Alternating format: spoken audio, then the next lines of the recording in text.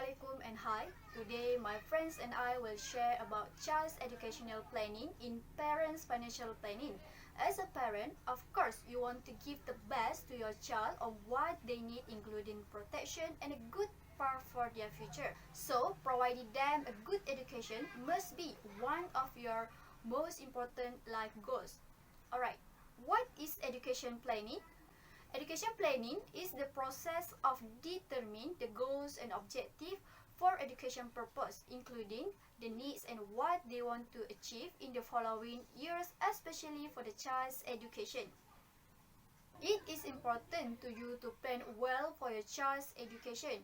Why? Nowadays, the cost of higher education is increasing year by year due either to inflation or other economic factors. Rising costs can result in parents bearing the financial burden when their children start higher education. It is important for you to plan ahead also to provide adequate provision to fund your children's higher education. Then also to identify the amount that needs to be saved or invested every month to simplify the steps of creating a family budget, and last but not least to determine investment goals, which is education. So, what you can do for your child's educational planning?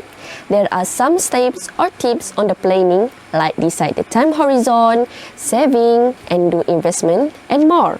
But today, we're going to focus on the saving step, where we can save in National Education Saving Scheme. By using some simple calculation, we can know the amount we can save in SSPN annually. As example, you have a 3-year-old son and it is estimated he will pursue his degree in accounting when he reaches 21 years old, which is the gap is between 18 years old from now. How we can know how much we should save in SSPN? We proceed to the example of the situation. Let's say you want your child study in a local university in Malaysia in the grade of accounting and the average fee is around 70,000. The fee may be different in each universities and the average cost can be referred here. In our example, we use the degree in accounting fee in Northern region. Then we assume that the education inflation is 4%, and after 18 years, the present cost of 70,000 ringgit may increase to 141,000 at ringgit and 7 in the future, which is 18 years from now. That is the example for local universities. If parents want their child to pursue study overseas, like in Northumbria University, Newcastle in England, with the same course which is in degree in accounting, the education fee may be higher, which is 187,000 ringgit at 154 for future fee. After a few more steps added here, such as follows, we can know the amount for saving in SSPN annually. Therefore, it is recommended for you to attain the education fund by the saving options to SSPN account with 5,317 to get 141,000 at ringgit and 7 in local university, while 7,043 ringgit to get 187,854 in 18 years annually for study overseas in the universities.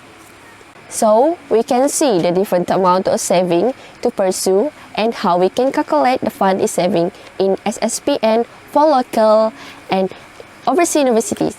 And it is the parents' choice to choose the best and desired universities for their child in the future.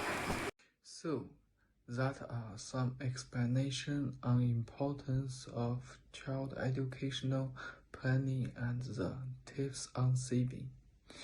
So, saving for your child educational planning and by utilizing the National Education Savings Scheme.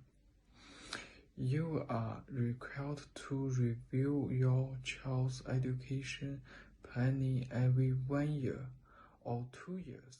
As it is, we hope you can implement the tips on your future reference. It is your responsibility to choose the best to your child on what they need, including protection and a good path for their future.